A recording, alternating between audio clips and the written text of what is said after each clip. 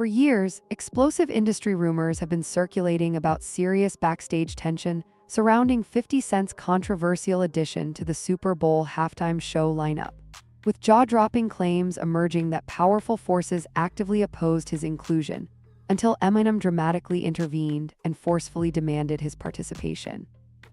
Whether these explosive allegations were blown out of proportion or deliberately downplayed, this stunning narrative has kept fierce debates raging about the shocking behind-the-scenes power plays among these legendary titans, absolutely reinforcing the passionate belief held by millions of devoted fans that Eminem has always remained 50's most loyal defender and wielded massive influential power throughout his entire groundbreaking career. I remember one time walking in the studio, Bleak Beans, everybody was in there, and I was like, man, I'm telling you, man, y'all got a chance right now, just flood it, put out a lot of music, because 50 Cent is coming. And, you know, 4 months later, in the club hit, and it was over, and it was just like, okay, now everybody got to sit on the sidelines and wait this tidal wave out. There's a huge difference in energy internationally in 50 Cent and Jay-Z. In fact, his largest selling record sold 430-something thousand copies. My largest selling records sold 5 million. Let them be fooled in America and think there's a competition there. Because America can be purchased. You can buy it with marketing dollars. You see what I'm saying? But the rest of the world, there's not enough marketing dollars to go around. That's why I made a statement about Taylor Swift. I wish you would come take one of my awards so I could black his eye in front of everybody. And Jay disagrees. I want everyone to be clear. No one's scared of 50 Cent. Does that bother you? Does it bother you? No, it doesn't bother me. It's just his choice. Why would you have to make that clear when no one's ever asked me if I'm afraid of Jay-Z? The public is responding to his punk presentation. It's not 50 Cent. I don't have a problem with him. Kanye would not take a trophy from me. Neither Jay-Z. Right. Neither one of them. What would you have? Despite climbing to the absolute pinnacle of unprecedented success, 50 Cent continues to earn overwhelming respect for his incredible dedication to elevating those around him, with rising stars like Tony Yao passionately describing him as an authentic rap icon who remarkably stays humble and genuinely accessible for young artists breaking into the culture. Many passionate fans draw a striking contrast between that inspiring image and the widespread perception of Jay-Z as someone who deliberately maintains a distant, untouchable, larger-than-life presence, dramatically highlighting a crystal-clear difference in how these two iconic legends are fundamentally viewed within the passionate hip-hop community. You couldn't sell more records than Jay-Z. But all you had to do was listen to Benny Siegel, and Benny Siegel was, oh my God. Oh my God. Yeah, he said that. That was the first of me actually hearing it. Like, oh shit. Like, I used to have questions like, why every time my album dropped, Jay would drop right on top of me. He wouldn't let me breathe or right before me. Like, I was always close, and always thought like, damn, if a kid, back then it was physical copies. So if you had $20 that you saved up and you was going to buy an album, and it's under the same house, Rockefeller, between Jay and being seen, 9 times out of 10 you won't buy the Jay-Z album. I never understood that every single album that I dropped, Jay dropped right on top. And it was like, damn, like that in-house competition at that magnitude was crazy. Jay already the boss, but I always thought that, like, let me breathe. But to maliciously plot to hold me back, I don't know, man. I don't believe that. I don't want to believe that. I mean, but like I said, Jay-Z has consistently been recognized as a ruthlessly sharp, business-obsessed architect meticulously crafting his own meteoric rise, with vocal critics aggressively arguing that countless strategic moves reflect a coldly calculated campaign to aggressively expand influence and tighten control throughout the entire industry. Supporters fiercely counter that his phenomenal achievements simply stem from unwavering discipline, brilliant vision, and undeniable talent. Yet shockingly, over time, persistent voices including 50 Cent himself have boldly questioned the suspiciously polished public image carefully surrounding his high-profile partnership with Beyonce, controversially describing it as a strategically orchestrated alliance rather than purely an organic personal bond. While devoted fans universally celebrate them as music's most unstoppable power duo, Jay-Z's increasingly dominant presence at prestigious major events like the Grammys has only dramatically intensified heated discussion about how meticulously he engineers his legacy and how fiercely determined he appears to project an absolutely untouchable status dominating the top of the game. Homie Jay-Z, right? I said to my nephew, I said, yo, listen, I have to ask him this straight up. So I said, yo, who is the people that's on NFL? And he said to me, and I'm sorry for anybody who don't understand, and he said, the white guy called for 50 Cent. So I said, who's the white guy? I'm digging this Jimmy Iovine. And he said, no, Eminem called directly for 50. And he said, that's his guy. He said, I can't do it if I can't bring 50 up. But that's his guy. That's beautiful. And guess who's Dre's guy? Your guy. For years, relentless speculation surrounding Jay-Z and Beyonce's relationship has ignited non-stop explosive debate, with outspoken critics boldly suggesting their partnership was meticulously engineered to strategically strengthen their commanding positions dominating the industry, while fiercely loyal fans absolutely defend it as completely authentic and utterly unbreakable.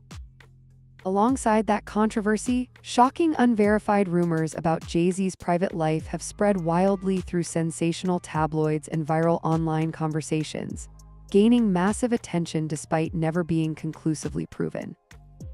Similar explosive discussions have persistently followed the rapid early rise of breakthrough artists like Rihanna, prompting urgent broader conversations about how vulnerable newcomers are strategically introduced to the ruthless industry, and how dangerous power dynamics can dramatically influence their critical early journeys.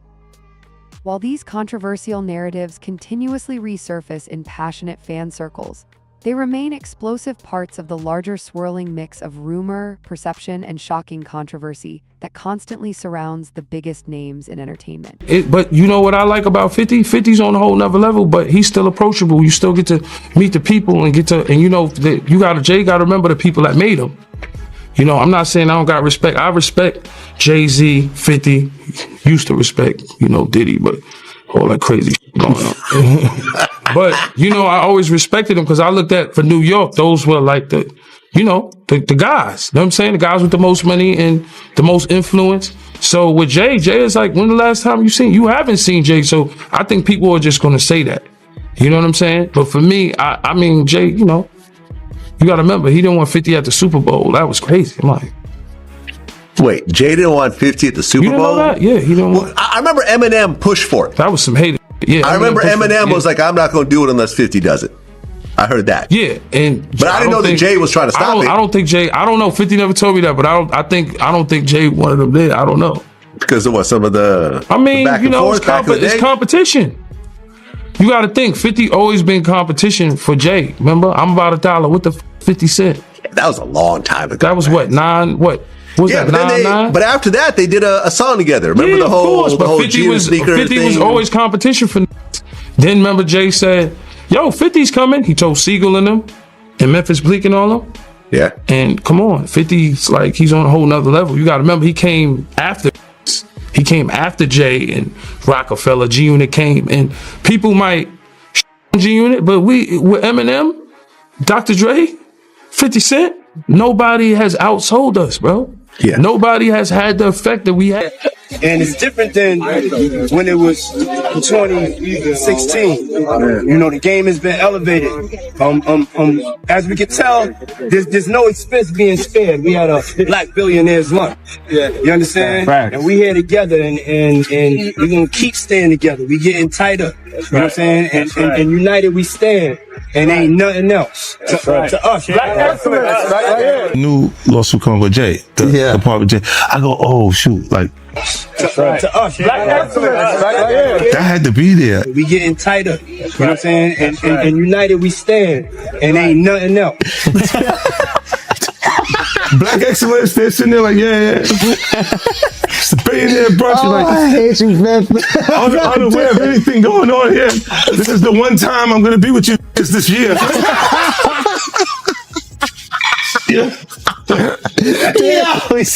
Come on, bro. Jay-Z once found himself trapped at the absolute center of intense explosive media attention, following a shocking high-profile violent incident involving music executive Lance Rivera at a notorious New York nightclub. A jaw-dropping moment that instantly became a major devastating headline across the entire industry.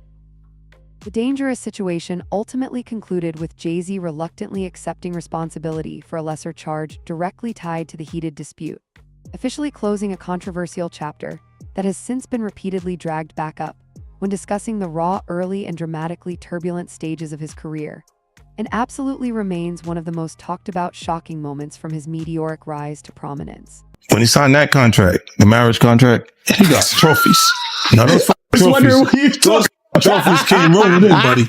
He started getting Grammys left and right, man. I mean, look, if you look at his career, You're gonna let him say that. Jay was getting Grammys. He had one. Exactly. He had one. And he didn't show up. He had like 20 now. Oh, Lord. He had like 18 since he's been down. Look, he had one, bro. Hard Knock Life. You're not wrong. He was one. After that, he got them shits. He's like drinking. His pictures with him. Thinks the cup. Wait a minute. So you're saying the success is derived from the marriage? I've absolutely been treated differently. The accolades. Because he's no longer viewed as what, like a street or gangster rapper. Now he's viewed as a businessman, entrepreneur, family man. And the biggest ones because of the position Beyonce's. His career, you can look at that and say the association to Beyonce is when he started to receive the 16, 17 Grammys since he's been with Beyonce. Right? And you go, prior to that, one. Right. You see what I'm saying? So that came in association, like you see their kids even have Grammys. Like they don't sing yet. They don't sing. Right. They don't rap yet. And they already have Grammys and shit. So it's like they give them this trophy so we secure that they're coming to the award show. It meant that much to the culture that they just gave them. Why are you so on top of the business side of Jay-Z? You know what I'm saying? Some people like to just be an artist. Yeah, I was actually forced to be an artist and a businessman because when I tried to get a deal, I couldn't get a deal, so I had to create Rockefeller Records. We actually created Rockefeller Records from nothing. And, so I was forced to know both sides. Over time, Jay-Z has publicly admitted to devastating personal betrayals in his marriage with Beyonce, shocking comments that instantly sparked explosive public discussion and renewed intense curiosity about what may have been secretly unfolding away from the blinding spotlight. That curiosity reached an absolute fever pitch after wildly circulated footage from a shocking 2014 Met Gala afterparty revealed a violent, tense exchange involving Solange aggressively confronting Jay-Z while Beyonce stood eerily composed nearby. A stunning moment that instantly captured obsessive global attention. The explosive incident fueled endless heated conversation about their hidden private dynamics and the crushing pressures surrounding their ultra-high-profile lives, becoming one of the most obsessively analyzed shocking moments tied to the family and dramatically reinforcing how intensely every single move they make is examined by the fascinated public. But Rihanna, she's from Barbados? Yeah. Okay. She's Bayesian. Okay, she's Bayesian. How did you come in contact with her? I mean, did you fly over there? No, Jay Brown had actually bought me the song. She has a song right now, and it's I wouldn't say massive because of her roots, but she has this outrageous song called Pawn the Replay. And he played that song for me, and I was scared. I was like, that song is too big for her. You know what I'm saying? Like, a new artist, when a song is that big, it's it's hard to come back from. And I don't sign songs, I sign artists. Okay. You know what I'm saying? Why don't you break down the difference between that? Because the viewing public might not understand that. Some people chase the hot song for a minute, and then they sign, based on the song. I want to sign it based on an artist, based on, or based on the swagger, based on the level of talent, based on the writing, So I was a little reluctant when I first heard the song, and then, he kept going, Jay Brown, he kept being persistent. I was like, you know what, bring her by. And when she walked into our office, I was like, she just had, it was just something about her. It was just, she had this, it was just something about it. And then she performed the song, and I was like, okay. Then, we sat down and we talked, and they were talking about how she would stay in the studio and try to get the verse over, and then come back the next day. I was like, oh, work ethic, everything is there. So we signed it that night. We didn't let her leave the office. Really? The 3 a.m. was when that contract got signed. So from the meeting around 3-4 in the afternoon, we signed it by 3 a.m. Wow. That day, I was absolutely certain. But Jaguar has been warning us about Jay-Z. Jay-Z has now had an official lawsuit. It's everywhere. It's now being talked about louder than ever.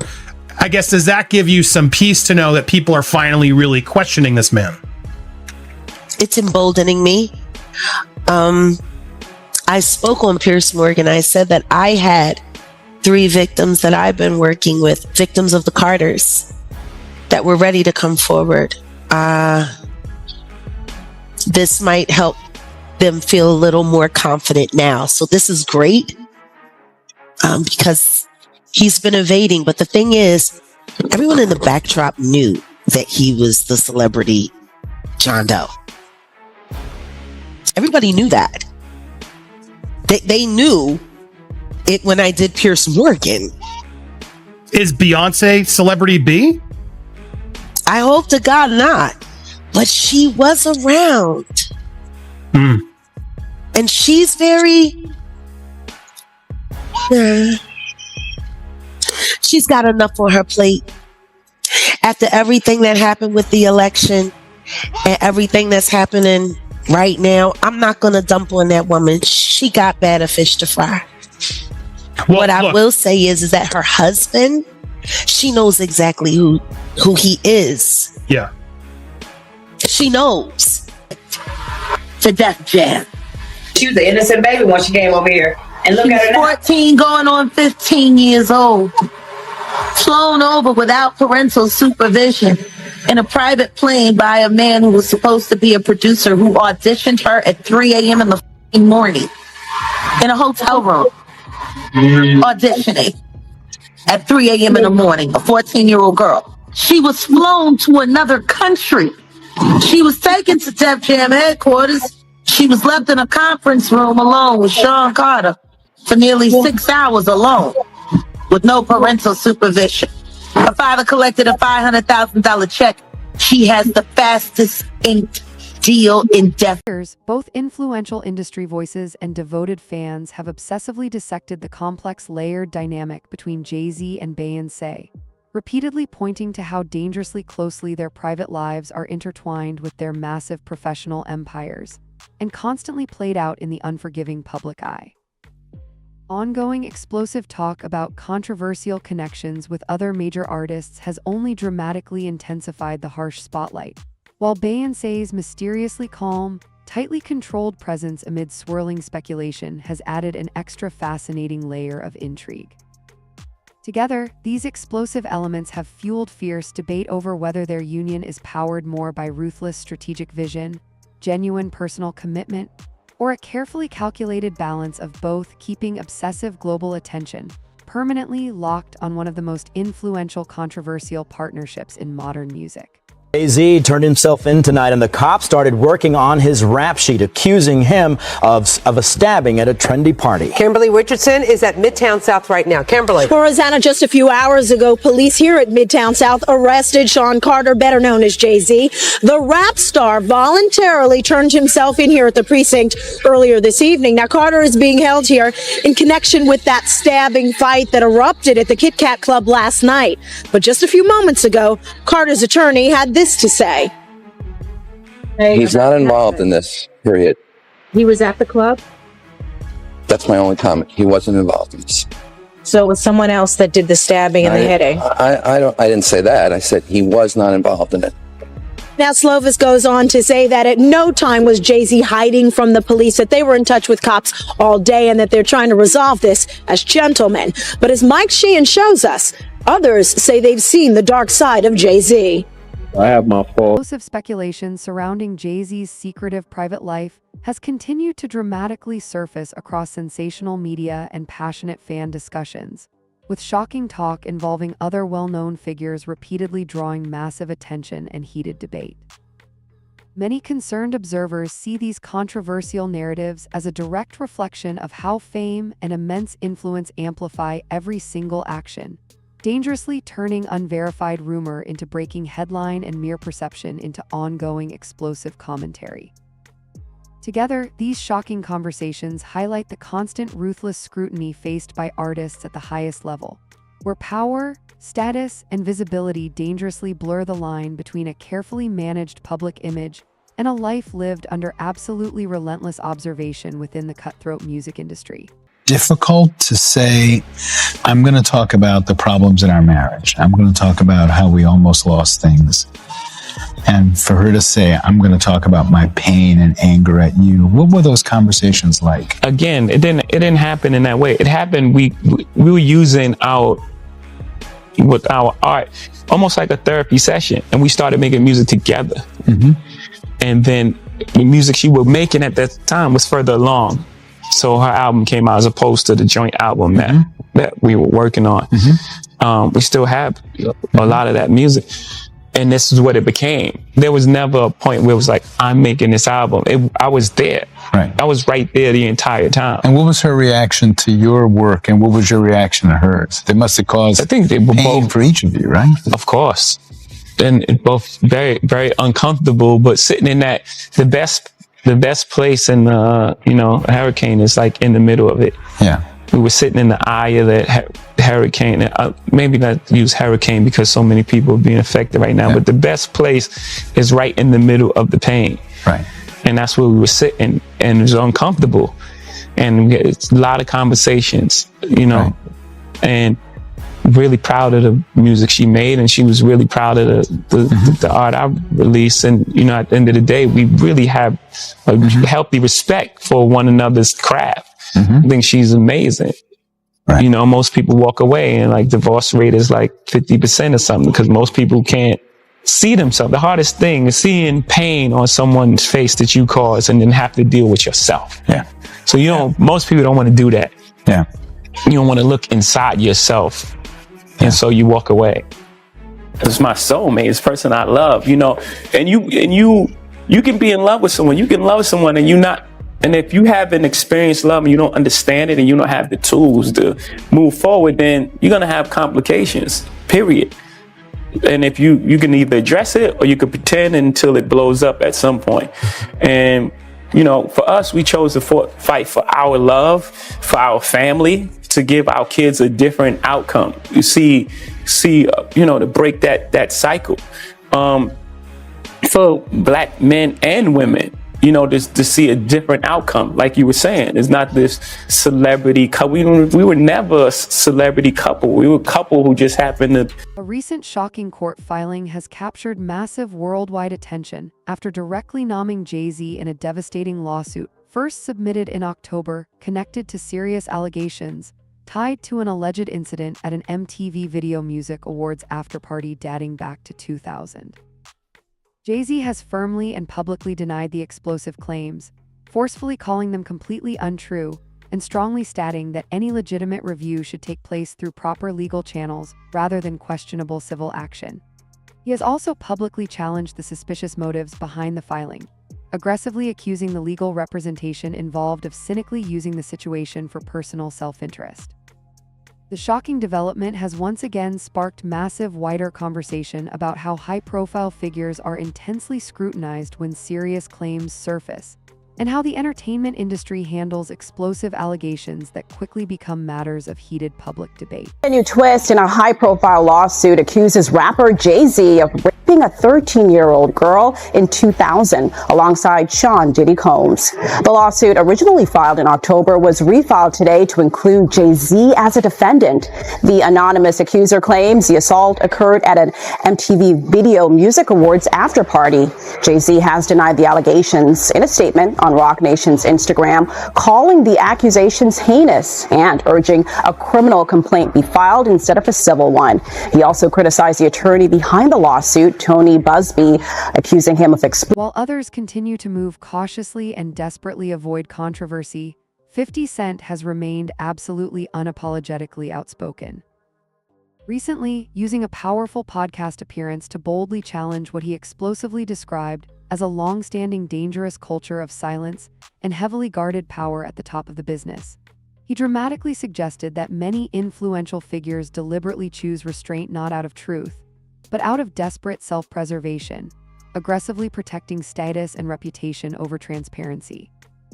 His brutally blunt remarks once again drew massive attention to his legendary rivalry with Jay-Z, while also shining a harsh light on the deeper dangerous layers of influence, control, and unspoken tension that have quietly shaped hip-hop narratives for years and continue to fuel explosive debate behind the scenes. Worried that if you throw little and you don't throw out allegations, but like you kind of poke fun at them. You just ask questions. You're not worried that it comes back your way? Like people dig up your past and try to pull stuff up? I don't got that in my past. I'm not. Everybody got a little bit. Look, like, not that it's real enough. I took a pill, but it was for me to perform better.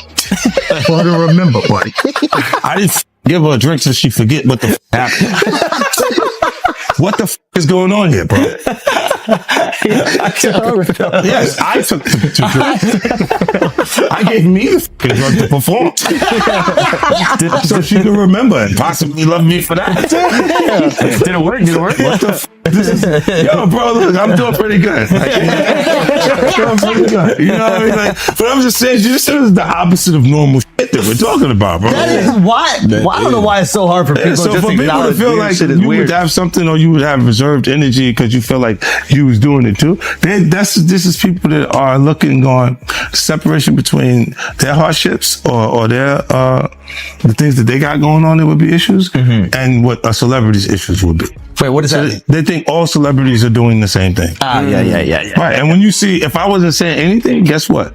You could safely say that a person on the outskirts that is not involved in hip hop culture could think that everybody in hip hop. 50 Cent brought his trademark ruthless edge to Big Boy TV, openly targeting Jay-Z with razor-sharp wit and absolutely unapologetic commentary, brutally using humor to viciously poke at recent style choices while making it crystal clear he absolutely refuses to censor himself. Unlike countless others in the industry who tread carefully, 50 leaned fully into his notorious reputation for fearlessly saying what others won't, showing absolutely zero concern for optics or potential backlash. For him, raw honesty comes first. If a controversial thought crosses his mind, he aggressively puts it out there without hesitation, powerfully reinforcing his role as one of the few voices willing to challenge power openly and without restraint. Look, Jay-Z and them was putting it together. So I think they still harbor some energy towards me. You think you were purposely left out of the ad? No. Oh, okay. I don't think. I think that they were saying the NFL had some issues with me that I don't know what those issues are. Like, what is the issue? You see what I'm saying? Like, and I with M, because like with Nori he had communication. He said, yeah, I talked to the big homie. He was saying to Jay, he was telling me, you know, the white boy wouldn't do the truth without fit, right? And I'm like, that's when I start saying crazy stuff, because I look and I go, oh, that's your big homie, right? And so he imaged himself after a gay painter. The big homie want to look like a gay painter. What are we talking about here? We're talking about Basquiat. He wants to look like a gay painter.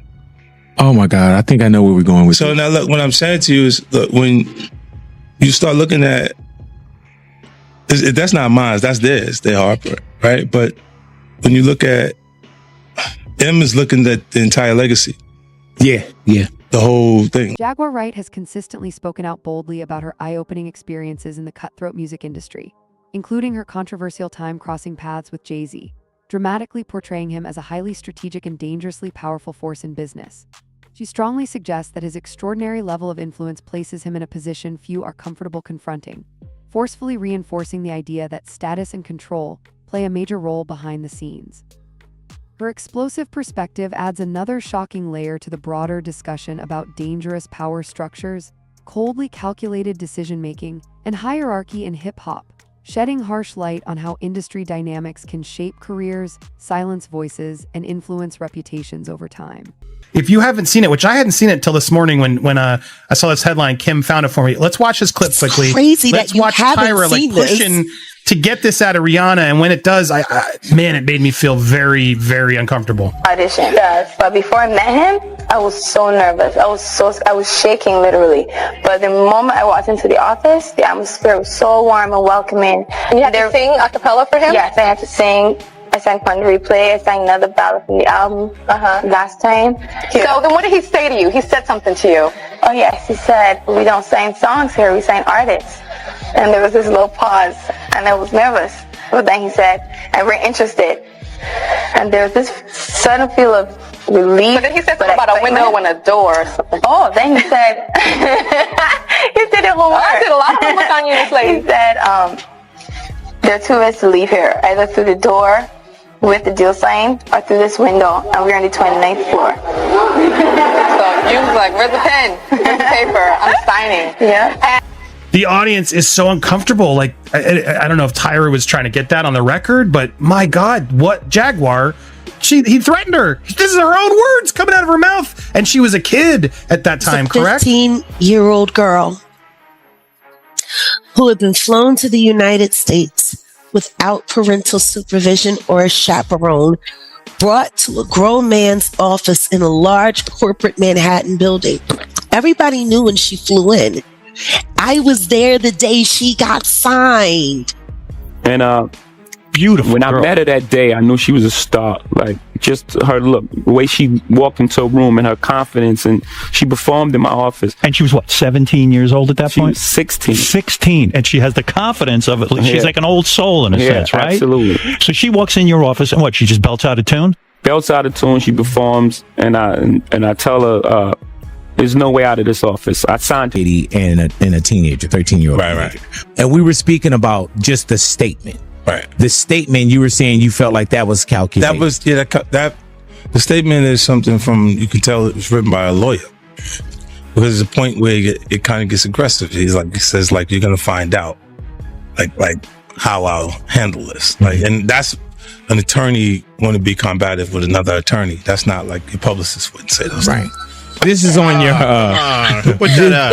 this is on 50? Yeah, it says I don't know what's going on, but are we still going to have the Super Bowl? I'm just asking for a friend. Yeah, I'm asking for Kendrick. You know, I'm just trying to figure out if we're still doing everything the way. Because, look, they will fall back, but they the NFL, they won't necessarily be associated to that. Right. Why do you not insert yourself, but you're on top of every topic, right? Yeah. I'm just watching. I'm participating. I'm being part of culture. I'm just telling you my opinion. Right. Look, because you're part of the culture. Like I can't say anything now. I'm out of it. I'm like I'm going to Dre's studio and just sit with Dre. Right. And then, maybe I stay out of trouble. 50 Cent has repeatedly pointed to the suspiciously close association between Jay-Z and Diddy, controversially framing them as two dominant figures moving within the same elite exclusive circle, but with dramatically different styles of influence. In his view, Jay-Z operates with calculated precision and patient strategy, applying pressure quietly behind the scenes, while Diddy's actions tend to play out more openly. This striking contrast, he says, reveals how power is exercised in different ways at the highest levels of the industry.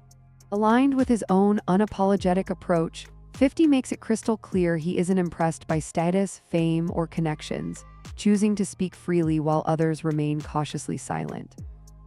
As much of the industry stays quiet, he continues pulling back the curtain, boldly challenging the polished mogul image and raising explosive questions about what he believes is happening beyond the spotlight.